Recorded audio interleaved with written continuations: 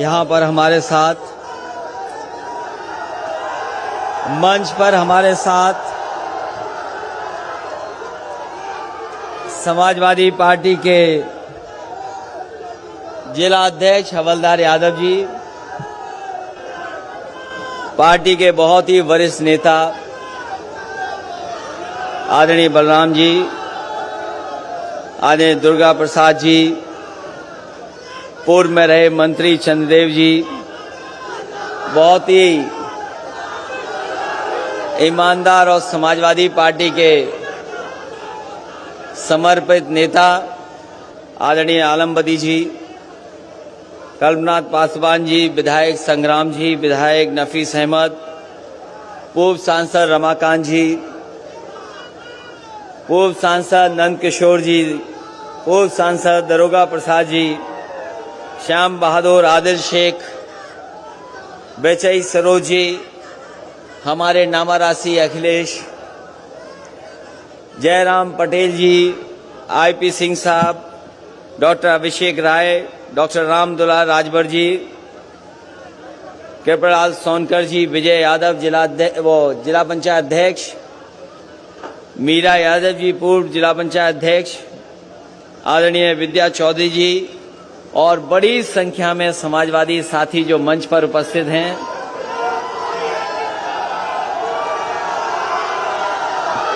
इस कार्यक्रम में उपस्थित हमारे सभी आदरणीय किसान भाई,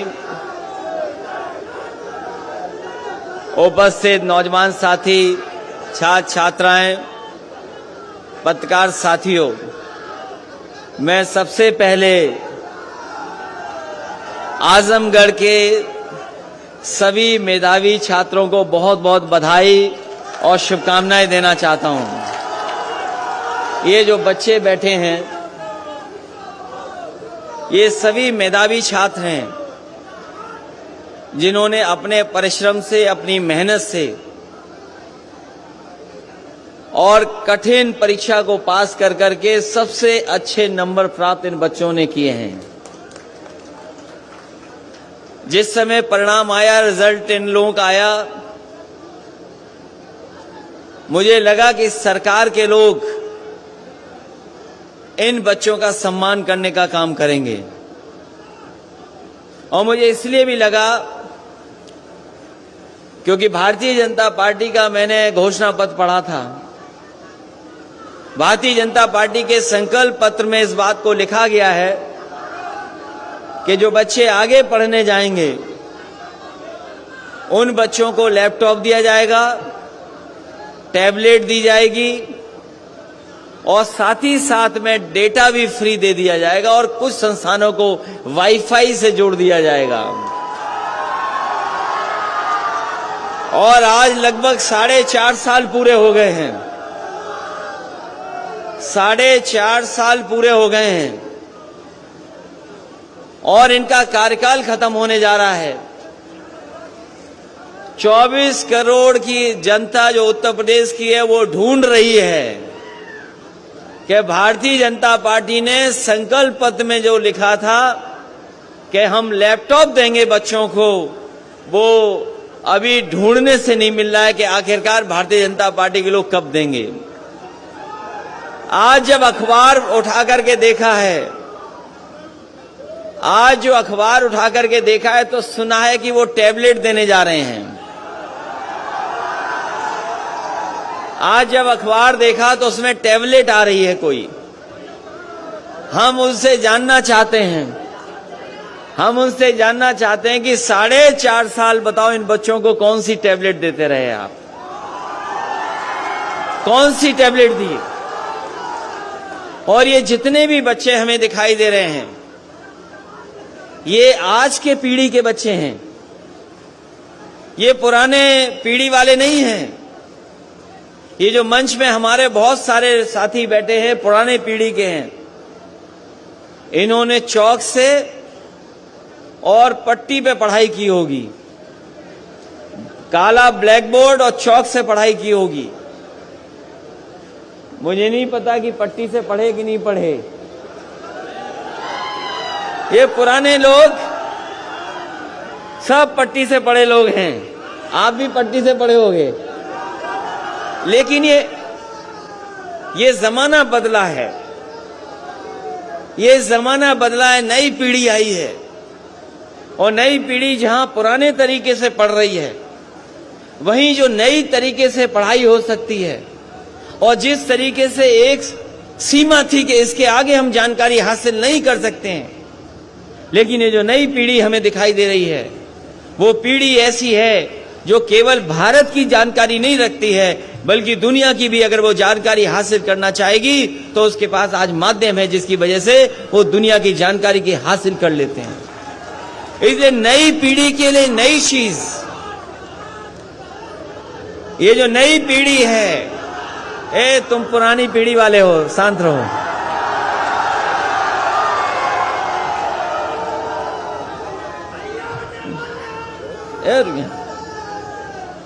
तो जो पुरानी पीढ़ी थी, पुरानी तरीके से पढ़ाई करती थी, बुजुर्ग हमारे पीछे बैठे होंगे, लेकिन आज का समय बदल गया और मुझे खुशी है इस बात की कि जिस समय समाजवादी सरकार में लैपटॉप बांटे जा रहे थे उस समय हो सकता है कुछ लोग किसी तरीके से सोचते हों, लेकिन मुझे इस बात की खुशी मिली कि जिस भी नई पीढ़ी के हाथ में मैंने लैपटॉप दिया था वो न जाने कितना खुश हो गया था। और मैंने यही कहा ये लैपटॉप हम दे रहे हैं आपको, न केवल ये जानकारी हासिल कर देगा, आपको पढ़ाई में मदद करेगा और अगर कोई बड़ा सपना देखोगे तो उस सपने को पूरा करने के लिए ये लैपटॉप आपकी मदद करने का काम करेगा। और बड़े पैमाने पर लैपटॉप बांटे गए और ये हमारे साथी जो तख्ती लेकर के आए हैं वो जानते होंगे कि किसी गांव में आप चले जाओ तो कहीं ना कहीं कोई एक ऐसा बच्चा मिल जाएगा जिसको समाजवादी सरकार में लैपटॉप मिलने का काम हुआ था। और वो लैपटॉप ऐसे हैं, वो लैपटॉप ऐसे दिए गए थे, वो लैपटॉप ऐसे मिले थे कि अगर आज भी उसको ऑन करोगे आप तो उसमें नेताजी और हम ही लोग दिखाई देते हैं, कोई दूसरा नहीं दिखाई दे रहा है। इसलिए ये जो हमारे बाबा मुख्यमंत्री जी बहुत चिंतित हैं कि कौन आ रहा है, ये जो हमारे बाबा मुख्यमंत्री जी बहुत सोच विचार में पड़ गए हैं कि कौन आ रहा है। मैं उनसे कहना चाहूंगा कि इस बार उत्तर प्रदेश की जनता ने तय किया है और 24 करोड़ लोगों ने यह तय किया है कि जिनसे आपने झूठा वादा किया था वो झूठे वादे को हटाने वाले लोग एक बार उत्तर प्रदेश से भारतीय जनता पार्टी का सफाया करके रहेंगे।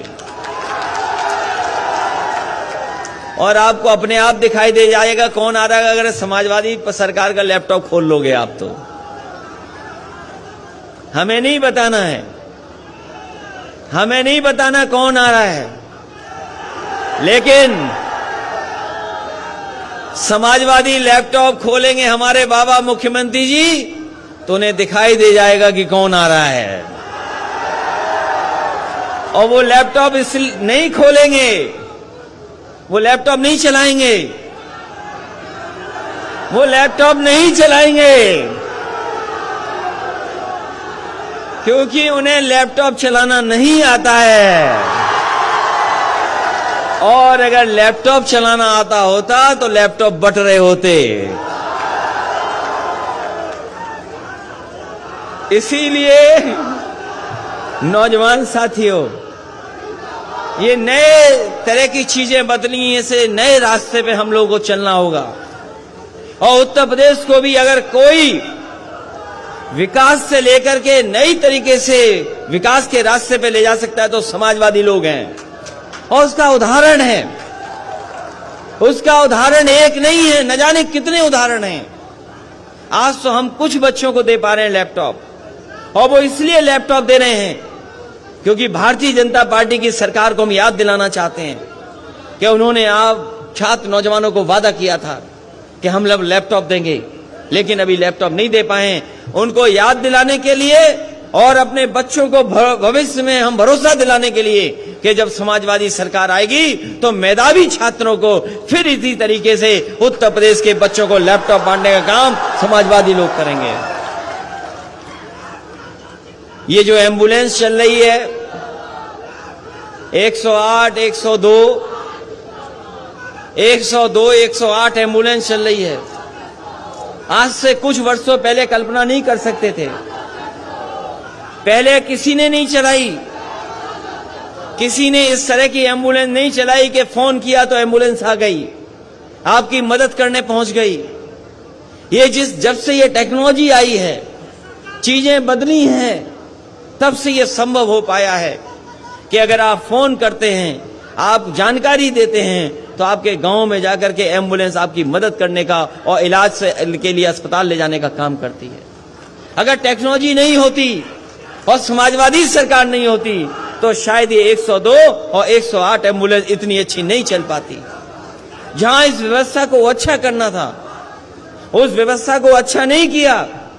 इस सरकार ने उस व्यवस्था को भी खराब करने का काम किया है। इसी तरीके से जो लोग जानते हैं 100 नंबर पुलिस का अब तो दूसरा नंबर हो गया है। हमारे मुख्यमंत्री जी ने नाम बदल दिया, नंबर बदल दिया। यही इनका विकास है, झूठा प्रचार ही इनका विकास है। पहले 100 नंबर थी, उससे पुलिस आती थी। अब 112 आती है, तब भी पुलिस आती है, तो क्या बदल दिया बताओ। जब 100 नंबर था तब भी पुलिस आती थी बुलाने पर, और अब 112 है तब भी पुलिस आ रही है, तो क्या बदल दिया इन्होंने। 100 नंबर था तो पुलिस बेईमान नहीं थी,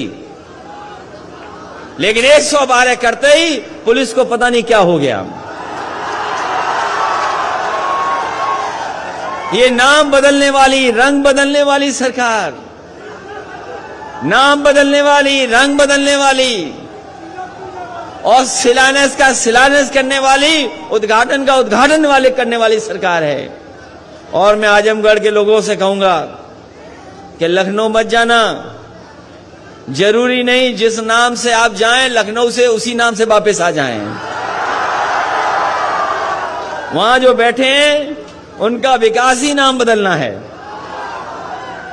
ये सड़क जो पूर्वांचल एक्सप्रेसवे है, ये जो समाजवादी पूर्वांचल एक्सप्रेसवे है, ये देश की सबसे अच्छी सड़क होती। जिस समय इस सड़क को बनाने का काम मैंने शुरू किया था, मुझे याद है इस सड़क को अच्छा बनाने का फैसला लिया था। और इसलिए अच्छा फैसला लिया था क्योंकि हमारा पूर्वांचल का क्षेत्र गरीब है, यहां बेकारी है, बेरोजगारी है, यहां के लोगों के बीच में अभाव की चीजें हैं। इसलिए जब सड़क बनाने का काम शुरू मैंने किया तो मैंने उस समय के अधिकारियों से कहा कि अगर आगरा लखनऊ सड़क बनी है तो ये जो हमारा पूर्वांचल का इलाका है, जो बलिया तक है, गाजीपुर है, आजमगढ़ है, सुल्तानपुर है, आपका अकबरपुर, अंबेडकर नगर है, इस इलाके को आगरा लखनऊ से अच्छी सड़क बनाने का काम करेंगे। और उस समय बनाने का काम शुरू हुआ, बनाने का काम शुरू हो गया। ये जो बाबा मुख्यमंत्री जी कभी कभी कहते हैं कि हमने 120 मीटर ली थी चौड़ी सड़क जमीन, ये उनका फैसला नहीं है, ये समाजवादी पार्टी का फैसला है कि 120 मीटर चौड़ी जमीन ली जाए। और वो इसलिए ली जाए क्योंकि हम अपने घर से अच्छी सड़क आपके घर की बनाना चाहते थे, उसका डिवाइडर चौड़ा रखना चाहते थे। उसका डिवाइडर चौड़ा होता, अगर मापदंड से काम होता और जिस तरीके से समाजवादी सरकार सड़क बना रही थी तो आपके इस सड़क का डिवाइडर चौड़ा होता, 12 मीटर होता। लेकिन बाबा जी ने कभी सड़क तो बनाई नहीं, हाथ में कुछ और थामा, जिसके कारण 12 मीटर का डिवाइडर छोटा हो गया। पता नहीं क्या किया उन्होंने, कि 12 मीटर का छोटा कर दिया डिवाइडर। और ये सड़क, इस सड़क पर मैंने कहा था, और मैंने कई बार कहा, जब चुनाव में आया तब भी मैंने कहा कि समाजवादी सरकार रहेगी, और समाजवादी सरकार होती तो इस सड़क पर का उद्घाटन वैसे ही होता जैसे उद्घाटन हमने वहां पर आगरा लखनऊ में किया था। हवाई जहाज उतार दिए थे उस पर। ये सरकार उतारे चाहे न उतारे, लेकिन आने वाले समय में समाजवादी सरकार बन रही है, दोबारा हवाई जहाज सड़क पर उतरेंगे, तभी उद्घाटन इस सड़क का होगा। हवाई जहाज उतारने का काम करेंगे, और जो लोग सड़क पे हवाई जहाज उतार दें, तो अगर दोबारा आप लोग आशीर्वाद दोगे तो सोचो कितना गरीबों के लिए समाजवादी लोग काम करने का काम करेंगे। ये सड़क खराब कर दी। ये सड़क जितनी अच्छी बननी चाहिए थी नहीं बनाई सरकार ने। इस सड़क पे चलो, ये जो सीमेंट वाली सड़क है, जो अगर तेज चलोगे तो पेट दर्द हो जाएगा, अगर और तेज चलोगे तो थोड़े बहुत पढ़े लिखे छात्र नौजवान हैं, आपके कमर दर्द हो जाएगा। और जो हमारे बाबा मुख्यमंत्री जी ने पूर्वांचल एक्सप्रेस वे खराब किया है, अगर आप तेज चले तो हो सकता है पेट भी दर्द हो, कमर भी खराब हो जाए। इस सड़क की क्वालिटी खराब कर दी। इस सड़क को अच्छा बनना था, और केवल इसलिए कि ये हम सस्ती बना रहे हैं, सस्ती बना रहे हैं। मुझे याद है आपके लोग मंत्री थे, आदरणीय बलराम जी मंत्री थे, दुर्गा जी मंत्री थे, और लोग भी सरकार में थे।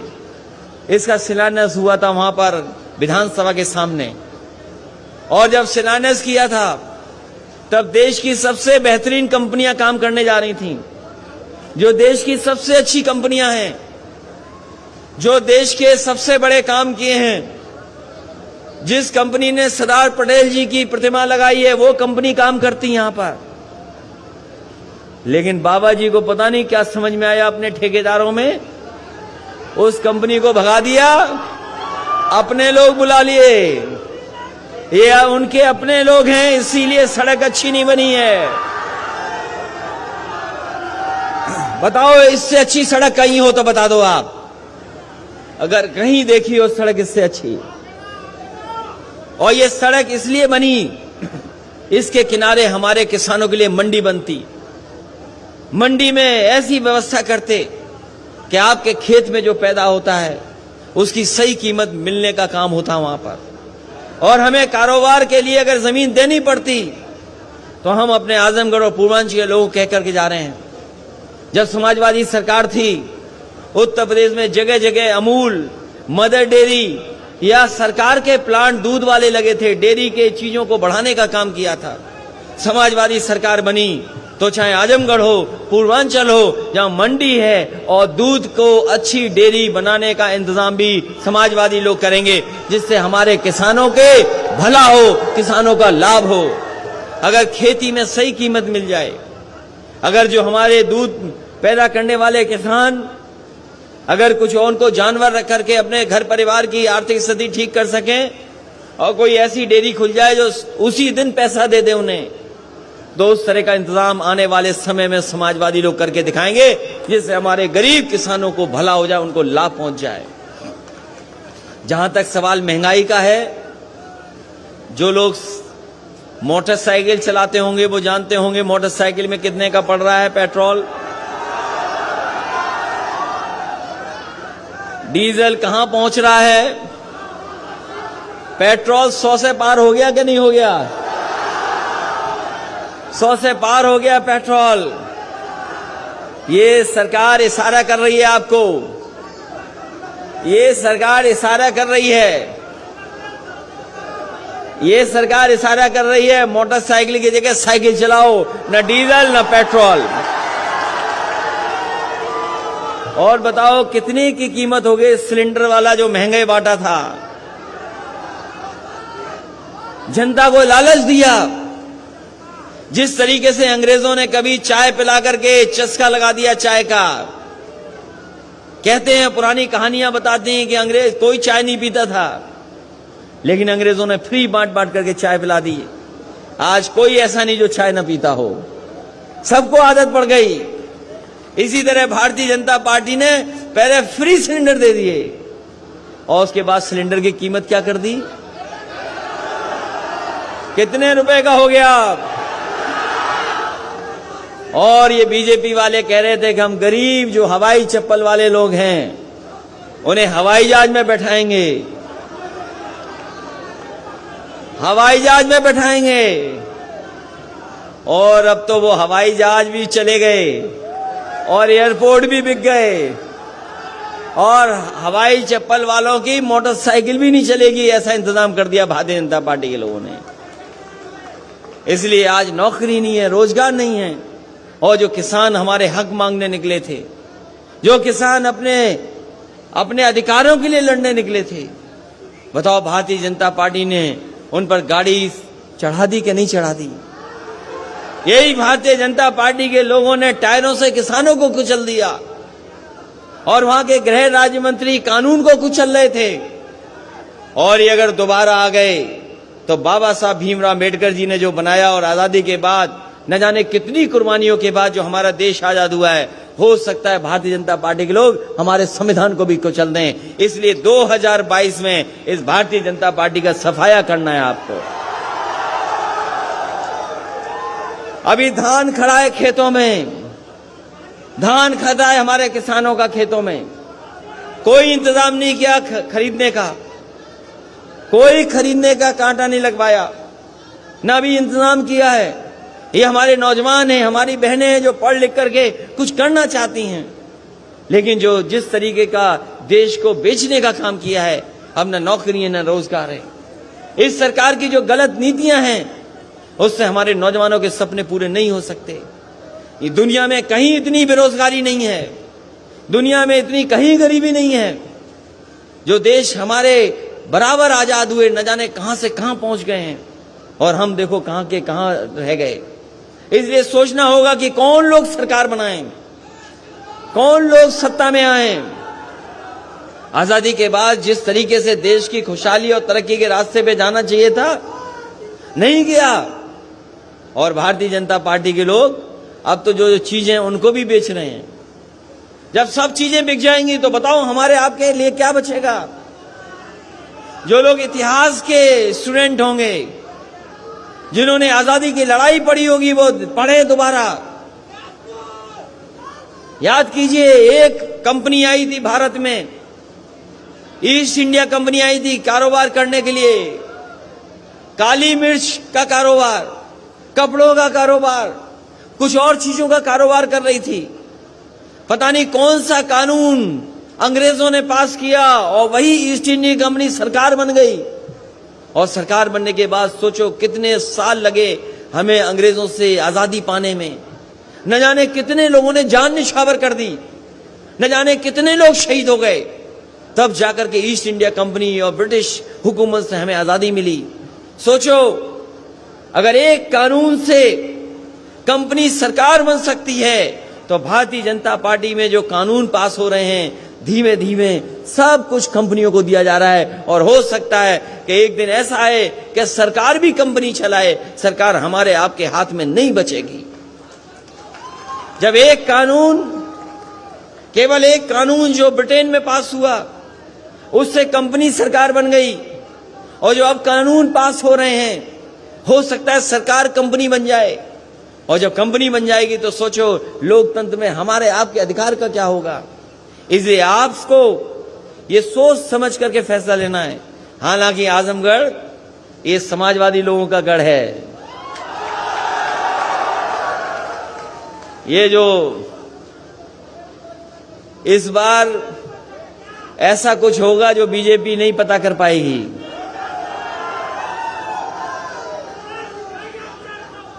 खदेड़ा होगा ही होगा, लेकिन उसके साथ सफाया भी होगा भारतीय जनता पार्टी का। बताओ सफाया करोगे कि नहीं करोगे? और सफाया इसलिए करना है, बेरोजगार नौजवानों, आपकी नौकरी का इन्होंने सफाया किया है। नौकरियां नहीं है, रोजगार नहीं है।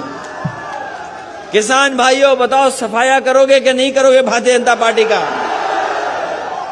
आपकी फसल चौपट हो रही, बाढ़ से नष्ट हो रही, बाढ़ से नुकसान हो गया, बाढ़ से बर्बाद है, नदी की कटान से बर्बाद हो रहे हैं, नौकरी रोजगार है नहीं। क्या सपने देखें नौजवान, क्या नौजवान सपने देखें? और जब तक नौजवान हमारा नहीं सपने देखेगा तब तक हमारा देश तरक्की नहीं कर सकता, ना खुशहाल हो सकता है। इसलिए इनको रोजगार, नौकरी और अच्छी शिक्षा चाहिए। इसलिए हम एक बार फिर अपने लैपटॉप पाने वाले बच्चों को बधाई देना चाहते हैं। इसलिए बधाई देना चाहते हैं क्योंकि लैपटॉप, ये जो कंप्यूटर मिल रहा है, ये आपको जीवन में आगे बढ़ने का मौका देगा, आपको पढ़ाई करने में मदद करेगा। और अगर कुछ जानकारी हासिल करने चाहोगे, न केवल अपनी दुनिया की और जगह की, अपने विषय की, सब्जेक्ट की, सब जानकारी आपको हासिल होगी। और अब तो चीजें कैसे बदल रही हैं, हम मोबाइल से ही अपना सामान मंगा ले रहे हैं। जो कंपनी मोबाइल से सामान दे रही, तो सोचो दुनिया की सबसे बड़ी कंपनी है कि नहीं है, बताओ। और हो सकता है आजमगढ़ में ऐसा भी हो कि मोबाइल से आप अपना खाना भी मंगा लो। क्या आजमगढ़ शहर में है कि नहीं है, बताओ। तो चीजें कितनी बदल रही हैं। और ये जितने हमारे नौजवान हैं, ये पत्रकार तो हैं ही हैं, लेकिन हमारे नौजवान भी ऐसे हैं, इनके हाथ में स्मार्टफोन है, ये चाहे तो जब चाहे तब लाइव कर दें, जब चाहे तब लाइव कर दें। जहां हमारे नौजवान हैं, जहां हमारे नौजवान हैं, जहां पैंट पहनने लगे, जीन्स पहनने लगे, आज से 30 साल पहले, 40 साल पहले वाला नौजवान पजामा या धोती पहनता था। अब ये नौजवान हमारा पैंट पहन रहा है, जीन्स पहन रहा है और जीन्स की जेब में एक स्मार्टफोन लिए घूम रहा है। ये नौजवान अलग है।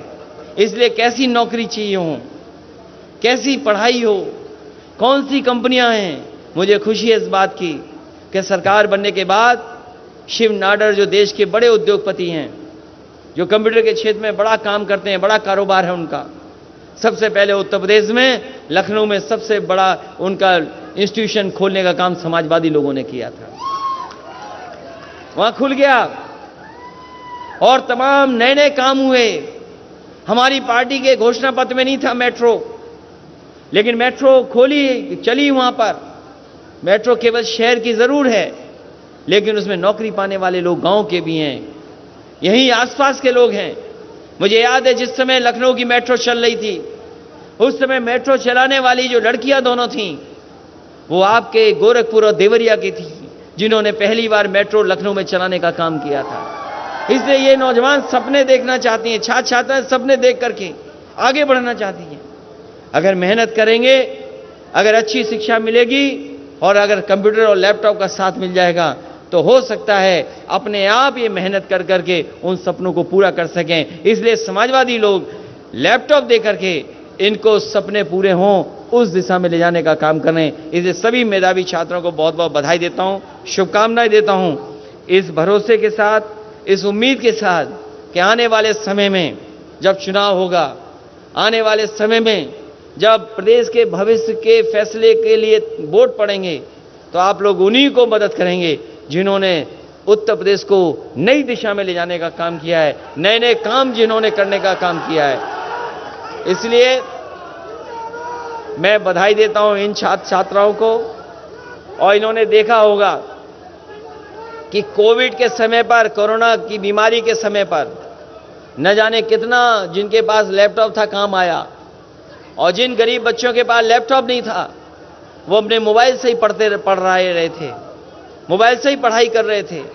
जब टेक्नोलॉजी बदली है, चीजें बदली हैं, तो सरकारों को भी काम करने का तरीका बदलना पड़ेगा। इसलिए समाजवादी लोग उत्तर प्रदेश को आगे ले जाना चाहते हैं, आगे बढ़ाना चाहते हैं, इसीलिए लैपटॉप बांटने का काम कर रहे हैं। और भारतीय जनता पार्टी को याद दिला रहे हैं कि आपने न केवल उत्तर प्रदेश की जनता से झूठ बोला है, बल्कि आने वाली पीढ़ी जो उत्तर प्रदेश को संभालती, उसको भी आप झूठ बोलने का काम किया है। और ये कह सकते हैं आज हम कि सबसे बड़ी झूठी पार्टी अगर कोई है तो भारतीय जनता पार्टी है। उनसे बड़ा झूठ, उनसे ज्यादा झूठ कोई नहीं बोल सकता। कोई बोल सकता है उनसे ज्यादा झूठ? इसलिए महंगाई के खिलाफ और बेरोजगारी के खिलाफ और हमारे किसानों के साथ जो धोखा हुआ, अन्याय हुआ है, जो हमारे अल्पसंख्यक साथियों के साथ जो अपमान हुआ है, उन सब का इस बार 22 में आपको हिसाब किताब लेना है। इन्हीं शब्दों के साथ एक बार फिर मैं श्री दुर्गा जी इंटर कॉलेज और उनके प्रबंधक, दुर्गा जी इंटर कॉलेज के पूरे प्रबंधक और परिवार को मैं धन्यवाद देना चाहता हूं कि उन्होंने मौका दिया अपने स्कूल के कैंपस में हमें लैपटॉप वितरण कराने के लिए। और बच्चों को भी धन्यवाद देना है जो छात्र छात्राएं आई हैं। अगर ये लोग नहीं आए होते तो शायद इनका सम्मान कम होता। इनका सम्मान बढ़ाने के लिए जो आप लोग आए, मैं आप सभी का बहुत बहुत धन्यवाद देता हूं, बहुत बहुत बधाई देता हूं। और ये हमारे अटेवा के लोगों, तुम्हारी पेंशन किसने छीनी? तुम्हारी पेंशन किसने छीनी? नाम बताओ पहले। बीजेपी ने? तुम्हारी किसने छीनी थी ये पेंशन वाला मामला? बीजेपी ने कि नहीं? बीजेपी ने। अरे भाई ये, हाँ ये सही बोल रहे, बीजेपी ने छीनी थी। इसलिए छात्र छात्राओं की नौकरी का इंतजाम कैसे हो? बीएड, बीटीसी, शिक्षा मित्र और बीपीएड वाले तमाम हमारे लोग हैं। एक लोग ले लो, इनसे ज्ञापन ले लो एक लोगों से। इसलिए समाजवादियों की मदद करिए जिससे आपके कुछ समस्या का समाधान हो सके। आप ज्ञापन दे देना, आपकी समस्या का समाधान हो सके। मेरा निवेदन है सभी लोगों से, ये जो तख्ती लेकर के आए हैं, अभी लैपटॉप बट रहा है, उसके बाद पार्टी का गाना होगा। अभी लैपटॉप बटने दीजिए। मैं आप सबका बहुत बहुत धन्यवाद देता हूं। बहुत सारे नाम छूट गए। ये राकेश यादव का नाम कैसे छूट गया? अरे एमएलसी हमारे इतने वजनदार हैं भाई, इनका नाम नहीं छूटना चाहिए।